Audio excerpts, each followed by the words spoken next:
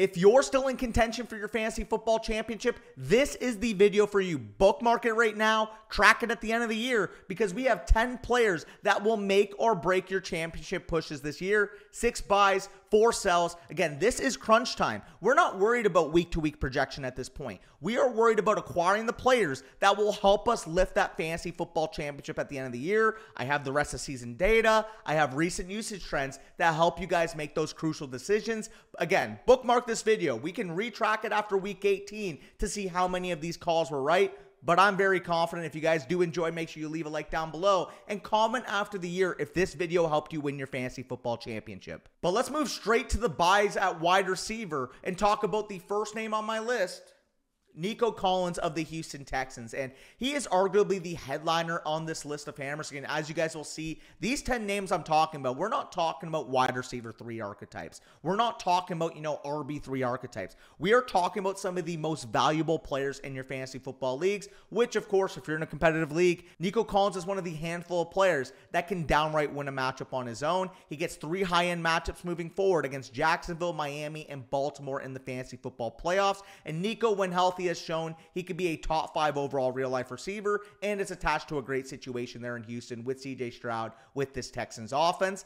In games he's played above 50% of the snaps this year, he averages nearly 23 PPR points per game, which if you equated across the full year would actually rank ahead of Jamar Chase as the wide receiver 1 in the 2024 season. On top of that, as you guys can see in the game logs, even in the 2 games he did not play over 50% of the snaps, we saw a 70-yard touchdown against Buffalo where his hamstring pulled up lame. We saw, for example, against Dallas, a near 80-yard touchdown on the first play of scrimmage called back by a hold. So although he hasn't done it in every game he's played this year, we can see the context as to even in the limited games, Nico Collins is a difference-making fantasy football asset. I understand he will have a high-end wide receiver 1 price tag. Maybe he's a top 6 wide receiver value. Maybe he's a top 5 wide receiver value in your league.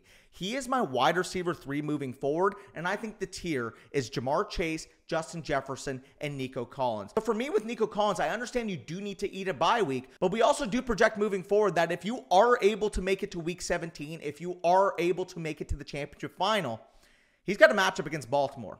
Baltimore, if you guys are unfamiliar, the single worst defense against opposing wide receivers this year, and we saw what Jamar Chase did to them in 2 separate matchups. I think Nico Collins can be the single-handed guy that scores 35, 40-plus PPR points in Week 17 and ends up getting you the crown in this league. So ultimately for me, I understand you do have to eat that Week 14 bye. You do have to get to Week 17.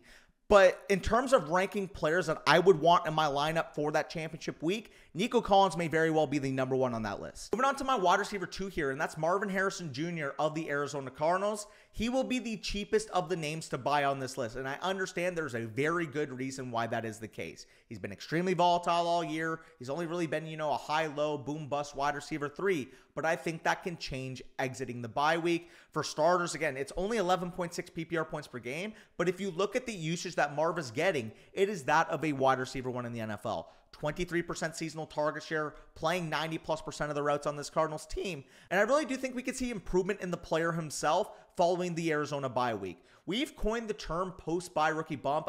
Shout out Hayden Winks of Underdog. He was actually the first I remember coining that term because on average, we see the data suggests rookie players improve as the season goes along, which makes sense. Again, you come in as a rookie, you're not really fully up to NFL speed, and as you settle in, the season goes along, you start to increase your level of performance. And I feel like Marvin Harrison Jr. has been criticized for the first 12 weeks. Like, I understand if you took this guy in the top 15, he hasn't lived up to top 15 level draft expectations. However, I feel like the pendulum has kind of shifted completely to the other side where people think he's just going to be a wide receiver 3 because that's what he has been. But I think there's the opportunity he scales up as a player moving forward. 4th overall pick, prospect profile he had out of Ohio State. Maybe he was just a slow learner into the NFL. I really do think that's a possibility. Has his bye week, very advantageous matchups going forward. Like as you guys can see with the Arizona Cardinals, matchups against Seattle, New England, Carolina in the fantasy football playoffs. I really do think there's a possibility that Marvin Harrison Jr. can be a wide receiver 1 down the stretch. I think he has top 15 level upside. Again, I am tempering my expectations a little bit because he has been inconsistent, but basically what I'm implying is if you can buy him for wide receiver 23 or wide receiver 25 level price tags, He's my wide receiver 17 rest of the season. People are looking at Marv too much from a face value perspective without acknowledging that there's ceiling potential for growth. I think there's a possibility he can be a 17 plus, 18 plus point per game scorer. And after the year, people are forgetting about the first 10 weeks of Marv slumping. And then finally, the third buyout wide receiver is Mike Evans of the Tampa Bay Buccaneers, and he's kind of been the forgotten man after that hamstring injury he suffered against Baltimore, but I think he remains a priority buy. He's kind of getting treated as, a mid to back end wide receiver 2, but he's my wide receiver 10 rest of the way, and the reason why is that not even just because he was a 14.3 PPR point per game scorer in weeks 1 to 6 prior to the injury, but more so that he has the opportunity to fully crush down the stretch. He has the easiest remaining schedule amongst the wide receiver position, and with no Chris Godwin in this lineup, there's a real possibility he can go absolutely nuclear. He's been good when he's been on the field, but he's only averaged a 17% target share, with Godwin gobbling up 27% of the targets earlier in the year. With Mike Evans trying to keep that 1,000-yard streak intact, I think there's the opportunity that Tampa Bay absolutely peppers him down the stretch. And like I mentioned with the schedule, we're looking at some of these matchups. I mean, for Tampa Bay, the Giants, Carolina, Chargers, Dallas, Carolina in the playoffs. Like, there is the very real opportunity that, like 2022, Mike Evans is the name you need to win your fantasy football championship. So I understand, again, he's a little bit riskier, older wide receiver, not a very good volume profile, but I really think there's a possibility that if he is able to establish himself as a 25% target share player, with how the Bucs offense has looked, with how Liam Cohn's calling the offense, with how Baker Mayfield's been playing, there's a real possibility Mike Evans down the stretch can average 100 yards per game and a touchdown per game with Godwin out. Moving on to the running back position, and we start off with my brother himself. I mean, the guy that is anchoring my running back room in the Flock League.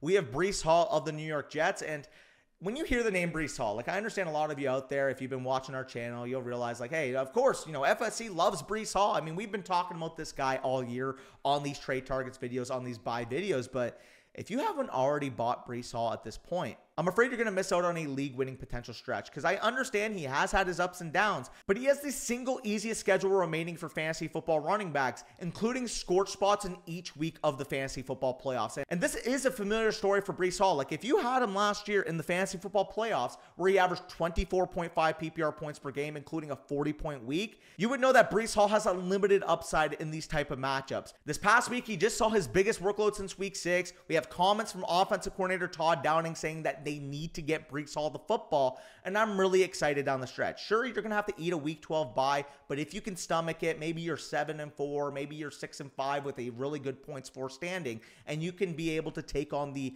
week 12 bye week that is Breece Hall. With Breece Hall in these scorch spots, with a potential 20-plus touch per game workload, like I said, he is my RB4 in fantasy moving forward. There are 3 names I would take over him: Christian McCaffrey, Bijan Robinson, and Saquon Barkley. Any other running back in the landscape, I would rather have Breece Hall over. Now, obviously, there is some context. If you need a play in week 12, sure. I'm not talking about, oh, I can't absorb a bye week, therefore I can't afford to get these guys. I'm talking about guys that once you enter the week 15, week 16, week 17 range, can downright win in your fantasy league. And to me, with Breece Hall, I think there's a possibility he could be a 25-plus point per game scorer down the stretch, and those backs don't grow on trees. There's a real possibility he laps the field at running back based off this remaining schedule, and that's the type of player I want, especially given the depressed cost. Like, I think your market may have him as the RB10, RB11, RB12 rest of the season. In fact, if you check the Flock expert rankings, that's where a lot of my contemporaries have him: RB10, RB11 rest of the season.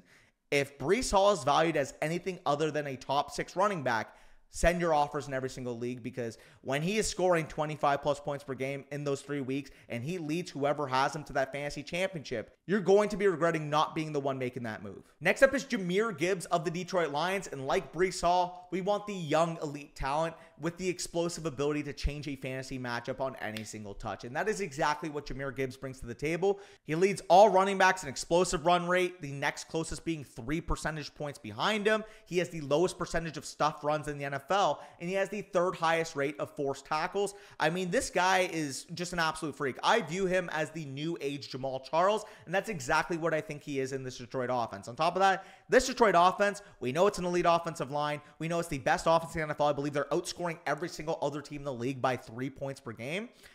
Jahmyr Gibbs has scored over 18 points per game despite sharing the backfield with David Montgomery. On top of that, I think he can be a 20-plus point per game in terms of standalone value right now based off the schedule we can expect. But if there were any of the possibilities that David Montgomery misses a game, misses 2 games in the fantasy playoffs, Jahmyr Gibbs has the opportunity to lap the field. Like I said, I think he is the new age Jamal Charles. If you put prime Jamal Charles behind this Detroit offensive line, behind Ben Johnson calling the plays, behind this overall scheme, this overall propensity to want to score points in bunches, and no David Montgomery, you're looking at a guy that can legitimately be, like I said with Breece Hall, 25 plus points per game in the fantasy playoffs, and the guy that the season is named after. Think of Alvin Kamara back in 2020, where he scored 6 touchdowns in fantasy football championship week. He brought you guys the glory. These 2 running backs, I think, are the guys that can be that this year. The guys that can score 4+ touchdowns, 200 yards from scrimmage in the fantasy football championship, and get you the dub over the top. But the final buy at running back is Chase Brown of the Cincinnati Bengals, and he is the cheapest of these 3 running backs. Like, if I had to rank them, Breece Hall, Jahmyr Gibbs, Chase Brown in my rest of season rankings. But I don't think people quite realize just how strong of a projection that Chase Brown is moving forward. I think a lot of people recognize, he should be a fringe, top 15, top 18 running back. I think he needs to be a running back 1 moving forward. And the reason why is that he's shown to be a good explosive runner, has that elite receiving usage, and is tethered to a Joe Burrow-led number 6 overall scoring offense in the league. Since Zach Moss has gotten hurt, as you guys can see, 83% of the snaps, 92% of the attempts, 66% of the routes, and 17% of the targets for Chase Brown. In that stretch, 23.5 PPR points per game.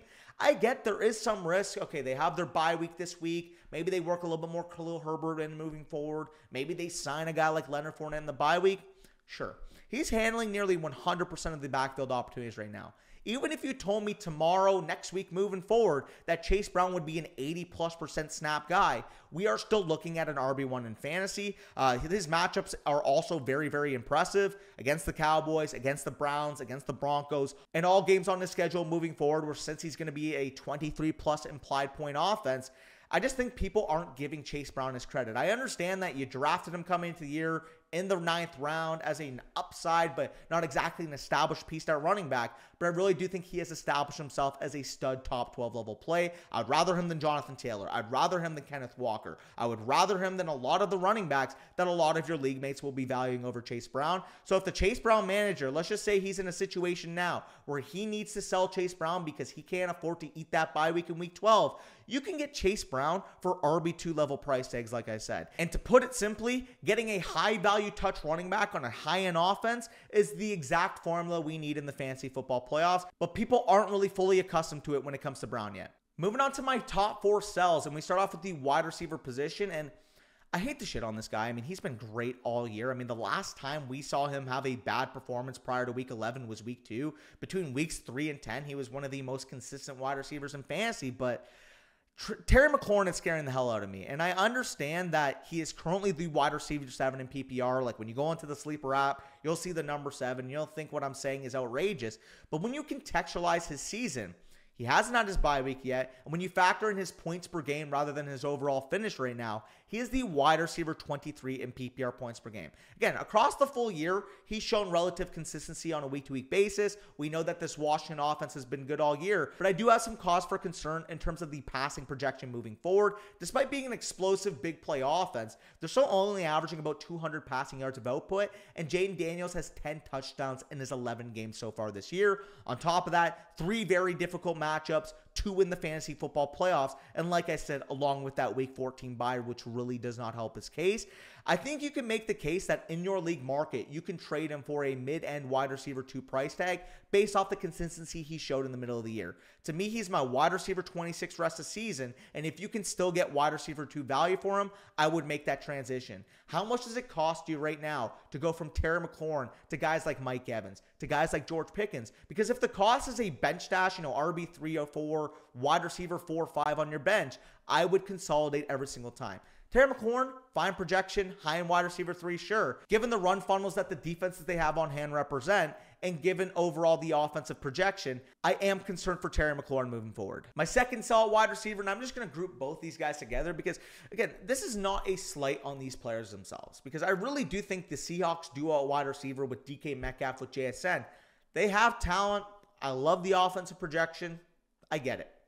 But when you contextualize their current market value versus the remaining schedule, I do have a lot of cause for concern. The Seahawks have the third most difficult matchup against opposing wide receivers, including 5 bottom 10 matchups in their next 6 games. I understand that both these guys in their own right, when DK's been healthy, he's been a top 13 to 15 wide receiver. JSN in these last few weeks have really taken a step up. But I do think coming off of a ceiling game specifically for JSN and coming off the anticipation that DK Metcalf returned from injury and had a really solid game, 7 catches, 70 yards, 9 targets, I think this is the best time to sell high. And for example, look at the couple names on this list. Guys like Marvin Harrison, guys like Mike Evans.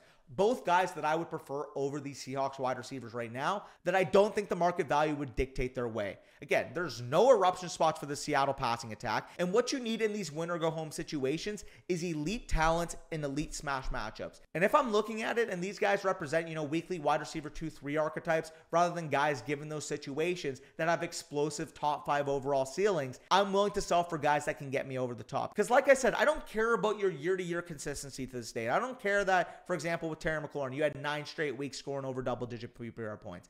I don't care. What matters in the fantasy playoffs is having guys that can go out there, get you 30-point weeks, get you 35-plus point weeks. And given, like I said, the overall situation of these Seahawks matchups, I simply don't view that as being the case for this passing attack. Moving on to running backs, we have Najee Harris of the Pittsburgh Steelers, and I don't want to just be shitting on him because Najee Harris has actually been quite good in these last few weeks. Like, for example, in his last 5 games, 15.42 PPR points per game, handling over 20 touches. Like, I'll give him his flowers. He's played some very good football and better football than I would have expected coming into the year. However, unfortunately for him, between Warren seeing more snaps and the overall oncoming gauntlet that Pittsburgh has against the run, I am very concerned about his closing schedule. The fantasy playoffs are absolutely brutal for Najee Harris.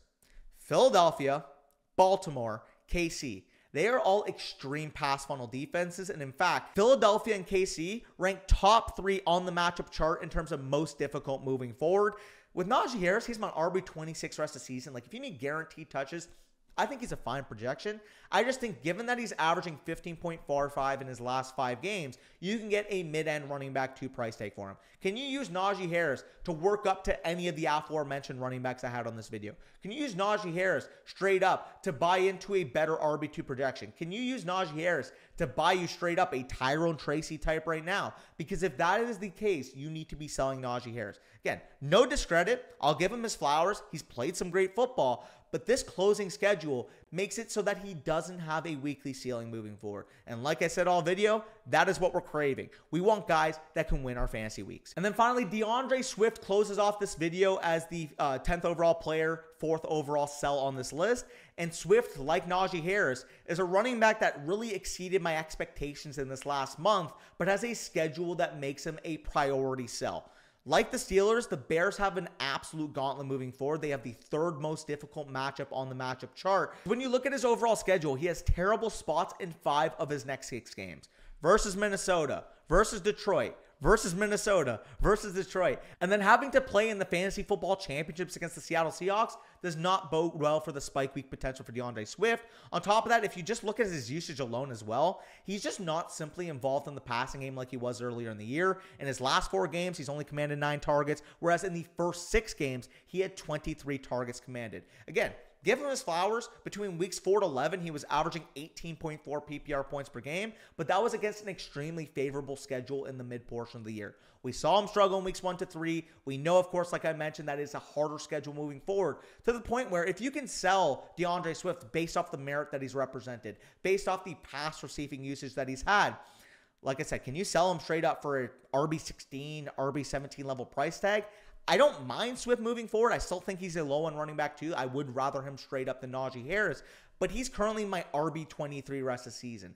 Some of the names that I've already mentioned, can you tier up? Can you trade off into a stud wide receiver? Like, can you trade a guy like DeAndre Swift right now for Josh Downs plus? Can you trade a guy like DeAndre Swift right now into George Pickens, like I mentioned earlier? Like, there's just so many different avenues I would use the asset of DeAndre Swift to be able to sell at this current point. You don't want to be left holding the bag based off the Bears running back schedule moving forward. And I think DeAndre Swift is one of the most matchup-dependent, volatile floors in fantasy football. But either way, if you guys enjoyed, make sure you leave a like down below. Again, I tried to give you guys as much value as I could in this video, talking about the schedule, talking about the usage, talking about guys that can flat out win that championship. So if you do enjoy, like I said, leave a like, subscribe down below. If you want access to all of our rankings moving forward, there's one of two ways to access them right now. First way, Underdog Fantasy, promo code FSC. If you sign up, first deposit with the promo code FSC, make a play of at least $10, you'll have access to our rankings moving forward. VlogFantasy.com, promo code FSC, that would get you 30% off any site-wide package, as well as a 7-day free trial on the site. But with that being said, peace out. Like I said, hopefully you got some value. Go get active on the wire because these guys are downright going to win leagues.